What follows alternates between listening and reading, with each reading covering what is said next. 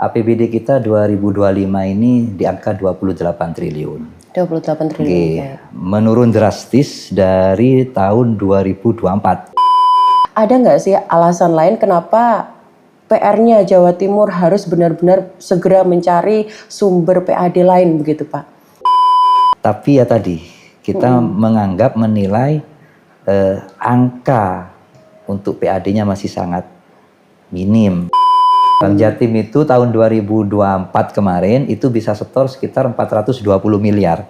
420, ya. Berarti yang keseluruhan itu dari Bank Jatim dong? Iya, 95% PAD dari sektor BUMD itu dari Bank Jatim. Bank Jatim, sedangkan 7 lainnya, begitulah.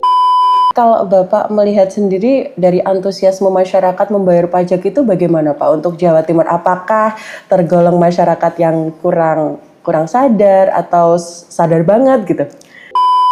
Artinya memang ini menuntut Bapenda dalam hal ini untuk inovatif dalam bagaimana sekiranya yang 85% ini tetap taat, yang 15% ini bisa taat.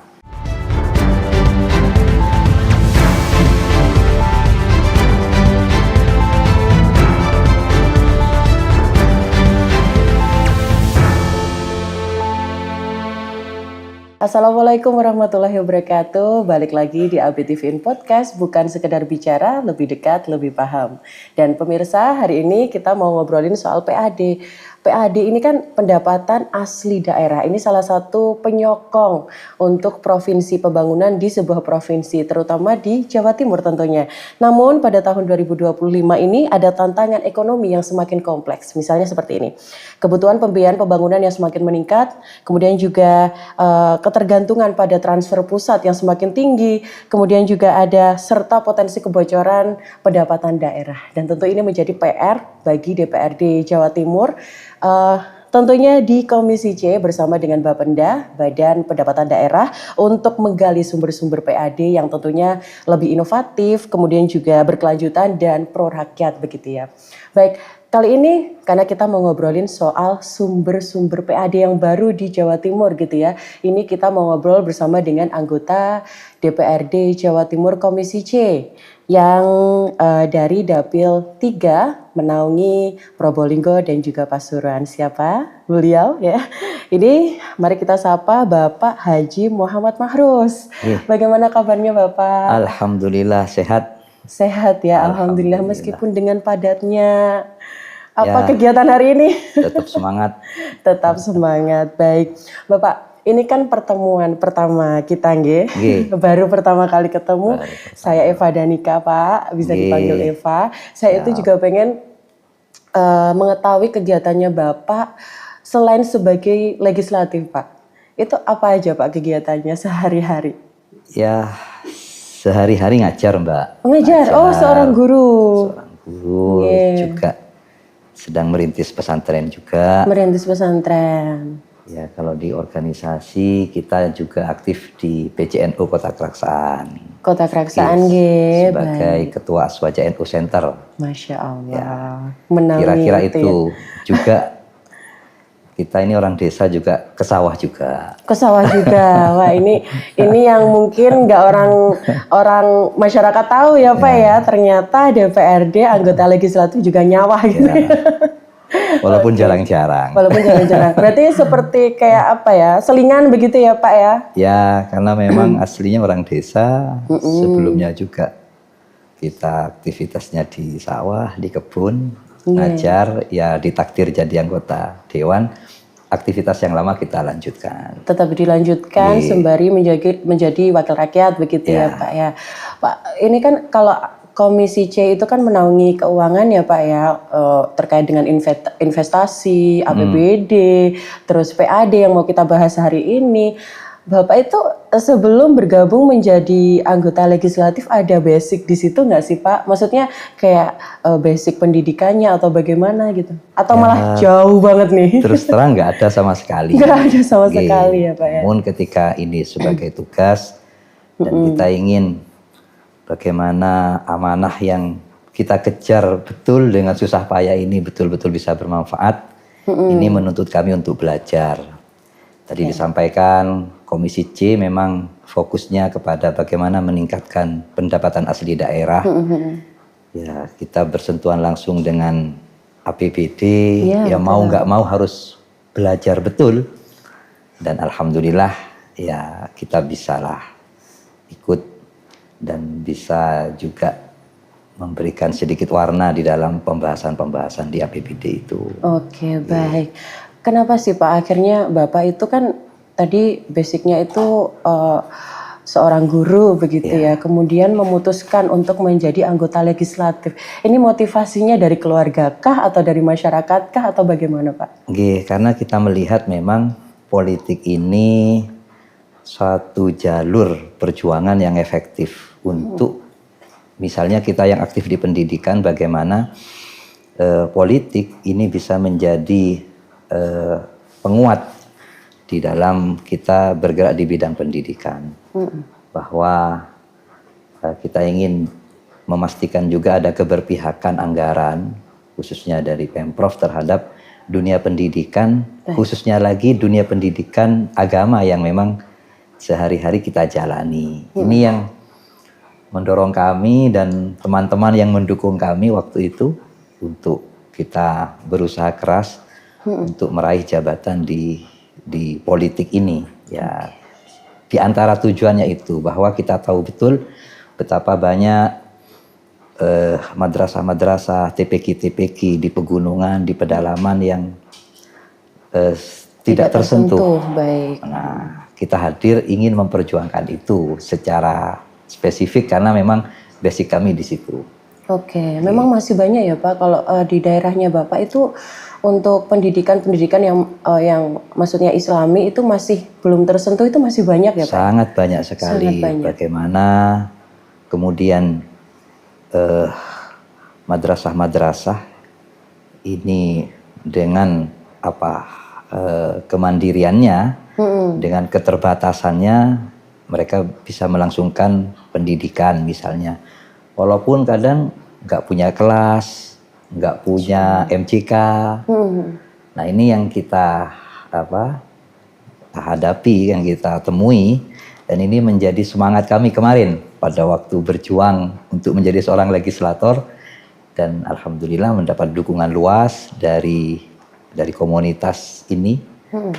Dan inilah sekarang kita ingin mewujudkan itu, harapan dari teman-teman di situ. Tentu tidak hanya itu, tetapi juga masyarakat umum secara luas. Iya, kalau berpikir itu pendidikan dengan berbasis agama itu sebetulnya sangat penting ya Pak ya. Tidak hanya untuk pendidikan umum yang perlu diberikan dukungan, tapi juga yang berlandaskan Islami seperti itu harusnya memang terus didukung pendidikan begitu ya. Semua itu adalah negara harus hadir juga di situ. Betul. Ya. Oke Pak, kita langsung ke materi saja Pak. Tadi kan saya sudah sampaikan bahwasanya ternyata PR-nya Bapak sebagai anggota Komisi C ini sangat besar untuk kemudian mencari atau menggali sumber-sumber PAD lagi gitu. Kalau sebelumnya itu sumber PAD-nya dari Jawa Timur itu paling banyak di sektor apa Pak? Bicara PAD pendapatan asli daerah untuk Jawa Timur ya tahun 2025 ini Mbak, PAD kita bicara APBD misalnya. APBD kita 2025 ini di angka 28 triliun. 28 triliun. Menurun drastis dari tahun 2024. Berapa itu? 2024 kita di angka 33 triliun. 33 ke 28 cukup tajam ya Pak penurunan. Kita kehilangan sekitar 4,5 triliun Mbak. Dari struktur APBD yang tahun ini yang 28 triliun itu ada dari sektor PAD Mbak, pendapatan asli daerah itu sekitar di 17 triliun dari PAD itu. Kemudian dari dana transfer itu sekitar 11 triliun. Jadi 60% APBD kita dari sektor PAD, 40% kita dari dana transfer. Dana transfer itu banyak, ada DAK, DAU, dana bagi hasil. Nah tadi kalau ditanya PAD kita dari apa saja? PAD itu sumbernya ada 3 Mbak. Satu dari sektor pajak daerah. Pajak daerah. Ya, dari sektor pajak daerah. Ini 80% PAD kita Yang 17 triliun itu dari pajak daerah. Pajak daerah itu untuk Jawa Timur yang dikelola provinsi apa saja? Ada 5. Jadi ada pajak kendaraan bermotor, ada bea balik nama, ada pajak rokok Mbak, bukan cukai, pajak rokok. Ada kemudian pajak BBM, pajak bahan bakar minyak. Kemudian ada pajak air permukaan. Ini pajak yang menjadi kewenangan provinsi. Nah itu dari sektor pajak. Kemudian PAD kita dari retribusi Mbak. Retribusi pariwisata, parkir gitu ya? Kemudian juga retribusi dari banyak hal aset-aset yang dikelola oleh OPD-OPD. Kemudian juga yang terakhir PAD kita bersumber dari BUMD Mbak, dari Badan Usaha Milik Daerah. Nah ini dalam tahun 2025 ini kita di angka untuk PAD saja itu di angka 17 triliun. 17 triliun. Yang tadi 80%-nya adalah dari sektor pajak daerah tadi. Pajak daerah. Ya, dari pajak daerah itu sekitar dari 17 itu pada angka sekitar 13 triliun, Mbak. Oke. Kemudian dari retribusi itu di angka di angka hampir 3 triliun. Nah, yang minim memang justru dari BUMD. BUMD ini hanya setor sekitar 475 miliar. Jadi dari PAD itu hanya sekitar 2,5% saja. Oke, berarti yang penyumbang terbanyak dari pajak daerah ya Pak ya? 80% PAD kita dari 17 triliun itu adalah dari pajak daerah. Oke, baik. Dan tadi Mbak, kenapa kok turun 2025 ini? Bukan karena kebocoran, bukan karena apa, tapi murni karena ada satu penerapan undang-undang, Mbak. Undang-undang HKPD, Hubungan Keuangan Pusat dan Daerah. Salah satu pasalnya di situ adalah tentang pengaturan pajak kendaraan bermotor. Nah, pajak kendaraan bermotor ini dulu sebelum tahun 2025 itu sistemnya adalah kita bayar pajak, maka semuanya masuk ke kas provinsi. Oke. Nanti 70% menjadi hak provinsi, 30% itu dibagi hasilkan ke seluruh kota kabupaten. Itu dulu. Nah, setelah penerapan undang-undang HKPD itu, sekarang beda Mbak.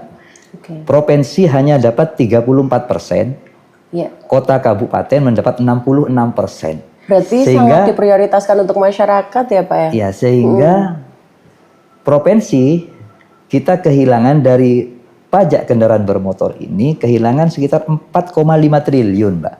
Karenanya kenapa APBD kita tahun 2025 ini merosot tajam di angka 28 yang pada tahun 2024 itu sekitar 33 triliun. Nah ini tadi kembali ke pertanyaan, memaksa kami Komisi C untuk lebih kreatif bagaimana menutup kekurangan itu. Di samping kata Mbak tadi bahwa ada begitu banyak PR-PR terkait pembangunan, pelayanan publik yang terus harus kita tingkatkan.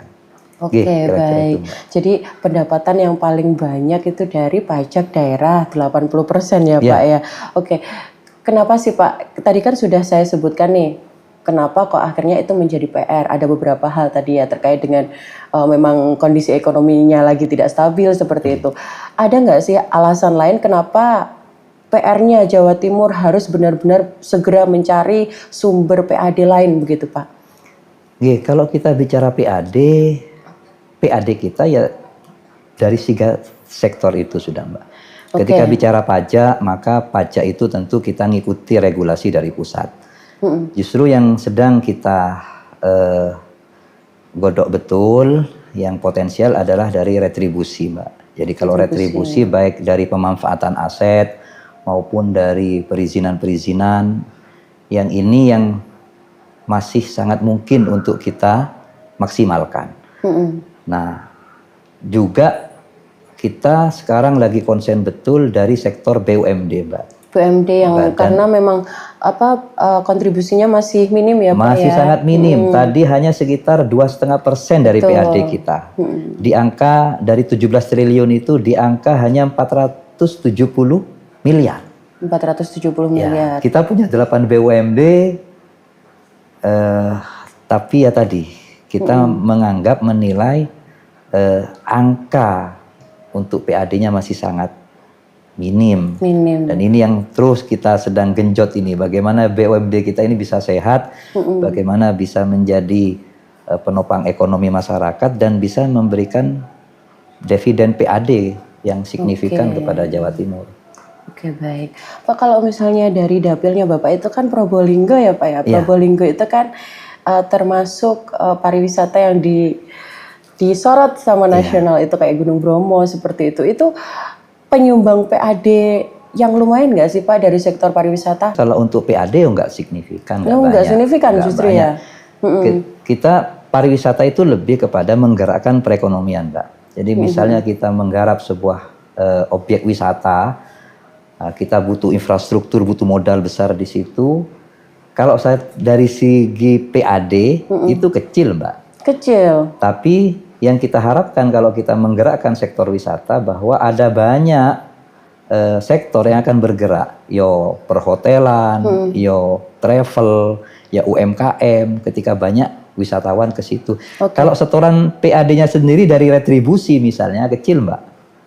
Makanya kita nggak terlalu mentarget PAD kalau dari sektor pariwisata. Tapi justru untuk menggerakkan perekonomian masyarakat itu. Untuk membantu perekonomian masyarakat sekitar pariwisata itu ya. Karena di situ nanti ada UMKM, ada travel, ada penginapan-penginapan. Oke, baik. Tadi kembali ke BUMD ya Pak. Ini sudah ada strategi khusus belum dari Komisi C untuk memaksimalkan PAD dari BUMD? Ya, terus terang ketika bicara BUMD, memang kita menilai masih sangat kurang, Mbak. Jadi dari aset, dari penyertaan modal yang sudah kita berikan kepada BUMD itu, hasil yang disetor ke kita sebagai PAD itu sangat kecil. Jadi tadi misalnya saya sampaikan kita punya 8 BUMD, Mbak. Kita yang besar itu hanya Bank Jatim. Bank Jatim itu tahun 2024 kemarin itu bisa setor sekitar 420 miliar. 420, berarti yang keseluruhan itu dari Bank Jatim dong? Iya, 95% PAD dari sektor BUMD itu dari Bank Jatim. Sedangkan 7 lainnya, begitulah. Masih belum berkontribusi ya Pak ya? Disinilah yang sedang kita upayakan dengan cara bagaimana kita memberikan target-target kepada BUMD. Kita berikan mereka kontrak kinerja. Artinya harus ada target jelas. Karena yang namanya BUMD, Mbak, ini badan usaha milik daerah, fokus utamanya adalah mencari untung. Mencari untung untuk daerah. Gitu ya? Beda dengan OPD misalnya. Kalau OPD dinas fokusnya pelayanan, bahwa nanti mereka ada retribusi, ada aset itu sampingan. Tapi kalau BUMD itu dibentuk memang untuk bisnis, untuk cari untung. Di samping memang ada peran yang lain, ya. Tapi karenanya kita pengen betul BUMD kita ini bisa sehat dan bisa maksimal sebagai sumber PAD bagi kita. BUMD tadi sudah membahas soal aset juga ya Pak. Kalau di Jawa Timur itu ada aset yang masih belum dimaksimalkan untuk produktif nggak Pak? Masih banyak ya? Di sini memang kita di Komisi C kita juga fokus ya concern di aset ya. Kita memang ada sekarang kita sedang diinventarisir betul aset-aset yang milik Pemprov dan alhamdulillah ini Bapenda dalam hal ini sudah bergerak dan aset-aset yang produktif beberapa aset sudah ditampilkan di website Bapenda. Jadi misalnya kita punya gedung A di wilayah ini, ini cocok untuk usaha ini, harga sewanya ini sudah banyak ditampilkan di website Bapenda itu. Saya lupa nama alamat websitenya. Sehingga misalnya Kita di setiap kota yang aset milik Pemprov itu nanti tinggal klik di situ. Oh, ternyata punya sawah, punya gedung yang dan itu sudah lengkap dengan harga cocok sewanya. untuk harga apa. Oke. Nah, memang masih ada bahkan banyak sekali aset-aset Pemprov yang bahasa Mbak tadi Belum produktif. masih tidur. Nah, ini kita dorong betul supaya bisa bermanfaat. Bahkan kita sampaikan misalnya ini nggak laku Mbak, disewakan nggak laku, nggak bisa store PAD, tapi paling tidak ini bisa bermanfaat, bisa dikerjasamakan dengan organisasi misalnya, sehingga ini intinya bermanfaat dan bisa menggerakkan perekonomian masyarakat. Oke. Tapi tetap yang utama itu ini sekiranya bisa menghasilkan PAD. Bisa menghasilkan dengan PAD. berbagai cara, apakah disewakan, apakah dikerjasamakan dengan swasta, apakah nanti bisa menjadi tempat UMKM, Ya, baik. itu macam-macam. Macam-macam ya Pak ya. Iya. Berarti kalau misalnya masyarakat nih mungkin ingin mengetahui asetnya milik Pemprov itu di mana, bisa mengakses langsung di websitenya Iya. Bapeda. Walaupun tidak semua masih Mbak. Tidak semua. Oh, Tidak ya. semua karena yang ditampilkan itu yang sudah ada kajian. Ada kajian. Oh, lokasi ini cocok untuk ini, untuk usaha ini. Ya. Kemudian harga sewanya ini, fasilitas yang ada di gedung ini sekarang ini. Itu sudah ada harganya, Mbak. Seharganya cukup dan transparan ini memang, ya. Betul. Dan ini kita dorong betul Bapenda bagaimana semua aset milik Pemprov yang memang hendak disewakan atau ya disewakan lah, itu semuanya bisa tampil di website itu. Sehingga saya misalnya di Probolinggo, oh apa sih kira-kira aset Pemprov yang bisa kita sewa misalnya? Oh di ini. Nah, cocok nggak? Tinggal nanti ya namanya bisnis, bisa tawar-menawar lah soal harga itu. Itu bisa langsung menghubungi di websitenya atau ada nomor khususnya Pak? Ada di website itu langsung nomor. Oke. Memudahkan sekali ya, soalnya apa-apa sekarang juga sudah digital. Betul Mbak, betul. Oke, kalau kita ngobrolin soal digital, tadi kan sudah saya bahas soal kebocoran data itu termasuk pengurangan PAD juga ya Pak ya. Ini ada nggak Pak digitalisasi dari Pemprov atau dari Komisi C yang sudah diterapkan untuk masyarakat sehingga kebocoran pendapatan daerah ini tidak terjadi seperti itu Pak? Ya, jadi memang digitalisasi, transformasi digital, layanan digital ini memang satu keharusan Mbak. Betul. Jadi ini satu untuk efisiensi, jadi kemudian juga tadi ini untuk mempermudah juga pada wajib pajak di dalam membayar pajak. Dan ini sudah banyak dilakukan oleh Bapenda, Mbak. Kita apresiasi lah bahwa misalnya ketika kita mau bayar pajak sekarang sebenarnya nggak perlu antri, nggak perlu antri di Samsat berpanas-panas. Kita dari HP aja sudah banyak sekali kan. Betul. Aplikasi kita bisa bayar dari. Itu ya. Bisa bayar di e-Samsat, kemudian di bahkan di Shopee, di Lazada, platform media itu.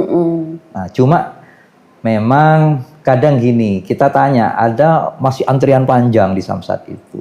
Sebagian orang desa itu nggak mantep kalau nggak langsung datang gitu ya. Iya, padahal sudah kita sampaikan dan ini akan terus dikembangkan ke depan.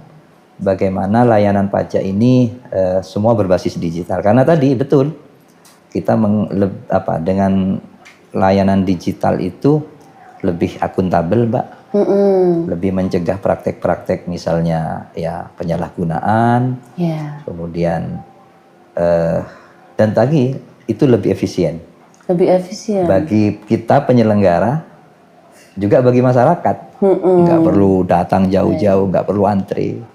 Kadang begini ya, ini yang membuat masyarakat itu semakin malas itu karena harus datang gitu ya, datang ke lokasi untuk membayar pajak seperti itu ya Pak. Sekarang sudah di genggaman tangan, jadi nggak perlu nggak ada alasan lagi ya Pak. Betul. Malah kalau di pedesaan sekarang di Samsat di kota kabupaten itu sudah banyak kerjasama dengan BUMDes, dengan kepala desa, bahkan di kelurahan itu dengan RT RW sudah. RT RW juga. Sehingga namun mungkin tidak semua terkomunikasikan Betul, masih. Sehingga ya. masih saja Ada gitu ya. yang berantri berpanas-panas di Samsat. Samsat ya. Tadi kan sudah dikatakan bahwasanya pajak daerah itu adalah kontributor terbesar begitu ya Betul. Pak. Ini kalau Bapak melihat sendiri dari antusiasme masyarakat membayar pajak itu bagaimana Pak untuk Jawa Timur? Apakah tergolong masyarakat yang kurang sadar atau sadar banget gitu? Kalau kita lihat data Mbak, kembali ke data, Jawa Timur ini sudah sadar pajaknya tinggi Mbak. Sudah di angka 85%. Baik. Artinya kita acuannya kepada pajak provinsi Mbak. Dalam hal ini pajak kendaraan bermotor. Artinya dari 100 orang, 85 orang ini sudah taat pajak. Taat pajak. 15 orang ini belum. Masih PR itu ya? Nah, mohon maaf, ini sudah angka sangat bagus. Sangat bagus. Dibanding dengan tetangga sebelah, Oh begitu. provinsi sebelah, yang angkanya masih sekitar 60%. 60%. Betul. Masih 40% lagi PR-nya ya justru kita ya. ini Oke, baik. sudah, alhamdulillah, dari data yang muncul, 85% sudah taat pajak. Taat pajak ya. Tapi mungkin nggak Pak 15%-nya itu dimaksimalkan lagi sehingga menjadi 100% semua taat pajak? Ya, makanya bagaimana kemudian yang 85% yang taat ini terus bisa taat dengan cara kita kasih kemudahan-kemudahan. Baik. Bahkan sudah banyak inovasi dari samsat-samsat kota kabupaten itu untuk memberikan reward, ya bonus, diskon kepada yang taat pajak ini. Oke. Nah, bagi yang 15 ini tentu terus kita berikan edukasi, kita, dan pada akhirnya memang ya tentu penegakan aturan, Mbak. Ya, jangan salahkan kalau ada operasi-operasi tilang. Tapi ini sebenarnya hanya 15%. 15%, Ya. baik. Ya memang itu memang harus gimana ya, masyarakat yang masih belum sadar itu untuk menyadarkan juga butuh effort yang banyak ya Pak ya. Betul.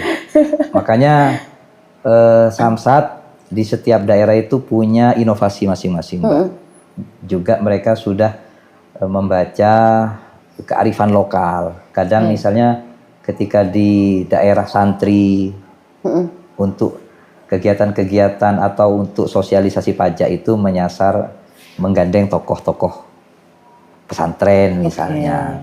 Kemudian sosialisasi itu kadang di acara-acara keagamaan. Di daerah-daerah pegunungan beda lagi. Artinya memang ini menuntut Bapenda dalam hal ini untuk inovatif. Dalam bagaimana sekiranya yang 85% ini tetap taat, yang 15% ini bisa taat. Bisa taat. Ya, bisa bayar juga gitu. Kita harapkan semuanya taat pajak gitu ya. Mbak. Karena tadi kita ini tanpa pajak lumpuh, Mbak. Bener, perkembangan juga lumpuh ya Pak ya. Lumpuh. 80% semua kegiatan pemerintahan di Jawa Timur ini, semua program, apakah itu pembangunan infrastruktur, jalan, layanan publik, kesehatan, pendidikan, itu didapat dari mana? Ya dari pajak, Mbak. Oke, semakin pajak optimal, pembangunan juga semakin banyak. Perkembangan di Jawa Timur juga semakin meningkat begitu ya Pak ya. Oke, terutama yang tadi kita bicarakan di awal, kalau sektor pendidikan itu kan sangat penting. Ternyata di daerah juga masih ada yang belum diperhatikan. Kalau misalnya masyarakat taat pajak, pasti itu juga tersentuh gitu ya Pak ya. Betul. Jadi kita kan kalau nggak ada uangnya gimana mau bikin program, Iya, Mbak. betul. Makanya fokus kerja Komisi C itu adalah meningkatkan PAD itu, Mbak. Meningkatkan pendapatan asli daerah yang tadi PAD kita dari 3 sektor, pajak daerah, kemudian retribusi daerah, kemudian dari BUMD. BUMD. Ini yang kita perluas tadi, karena semakin hari semakin ada saja objek-objek pajak yang harusnya memang secara undang-undang kita kenakan pajak. Oke, baik.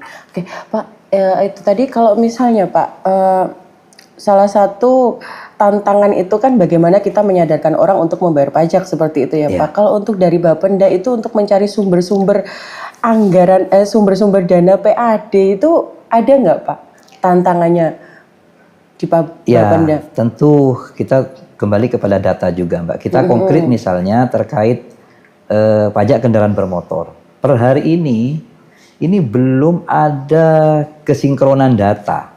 Oke. Baik itu dari kepolisian misalnya, dari Jasara Harja, atau bahkan dari Bapenda sendiri. Berapa sih sebenarnya kendaraan bermotor yang ada di Jawa Timur ini?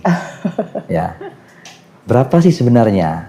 Nah, ini masih simpang siur. Makanya kita minta betul kepada Bapenda supaya validitas data kendaraan bermotor ini betul-betul divalidkan jumlahnya. Karena dari angka itu nanti ketemu berapa target kita sebenarnya. Oke. Ya, jangan-jangan banyak masih kendaraan yang luput dari Data itu tadi data. ya, pengambilan data. Ya, Baik. jadi lebih ke sana. Termasuk juga misalnya Mbak yang menjadi pajak daerah ini baru Mbak. Jadi kita dapat option MBLB. Kalau dulu istilahnya galian C Pak. Jadi tambang kayak tambang. Oh iya, baik. Tambang pasir, tambang batu. Itu dulu full milik kota kabupaten. Nah, untuk tahun 2025 ini kita dapat 25%-nya, Mbak. Dari itu ya. Misalnya Probolinggo. Probolinggo itu tahun 2025 ini pajak MBLB itu, mineral logam bukan batuan itu, pajak galian C lah. Iya. Itu 500 juta. Dapatnya? Untuk provinsi 125 juta. Nah, ini kita merasa ini masih sangat kecil. Bagaimana kita tahu betul banyak penambangan pasir dari Paiton sampai Tongas. Kok pajaknya hanya sekian? Nah, ini kemudian yang menjadi tantangan dari Bapenda untuk menghitung ulang. Lagi-lagi data ya Pak ya? Betul. Itu loh. Jangan sampai apalagi tambang Mbak. Ini efek lingkungannya luar biasa. Betul. Sudah begitu merusak tetapi justru potensi PAD-nya hilang. Makanya ini kembali kepada digitalisasi tadi juga. Dengan digitalisasi penghitungan berapa kubik, berapa truk, itu mencegah kebocoran tadi Mbak. Kebocoran data, kebocoran anggaran ya, Betul. pendapatan daerah. Betul. Itu tadi. Oke Pak, ini karena kita juga terbatas waktu, asik sekali. Mungkin Bapak ingin sesuatu, menyampaikan sesuatu kepada masyarakat terkait dengan pajak, seperti itu Pak, monggo silahkan. Ya, kita ingin yakinkan kepada masyarakat bahwa pajak ini adalah satu kewajiban ya sebagai rakyat, dan kalau dalam bahasa agama ya ini adalah bentuk ketaatan kepada pemerintah. Dan kita ingin meyakinkan bahwa pajak yang dibayar oleh masyarakat ini kembalinya kepada masyarakat dalam bentuk apa? Dalam bentuk pembangunan infrastruktur. Kalau kita lihat Mbak, misalnya jalan provinsi itu 90% bagus Mbak. Ya. Jalan provinsi loh. Karena itu yang tanggung jawab provinsi. Beda ya kalau di desa-desa itu kan bukan tanggung jawab provinsi. Bukan, karena kan ini harus jelas gitu. Masing-masing pemerintah kota kabupaten, pemerintah provinsi, pemerintah pusat itu punya kewenangan. Misalnya pada jalan, ada jalan provinsi, jalan nasional, jalan kota kabupaten. Kalau kita bisa cek, jalan provinsi 90% mantap. Ini berkat apa? Berkat masyarakat taat bayar pajak. Kalau masyarakat nggak bayar pajak, nggak bisa ini Mbak. Nggak bisa, karena semua pembangunan butuh uang. Betul, gitu ya. Dan 80% keberlangsungan pemerintah kita dari sektor pajak. Baik. Saya kira itu Mbak. Baik, terima kasih Pak ya. Di sama-sama. 35 menit ini kita cukup ngobrol banyak. Next time kita harus ngobrol lagi soal perpajakan ya Pak. Apalagi soal kesadaran masyarakat untuk membayar pajak gitu ya Pak ya.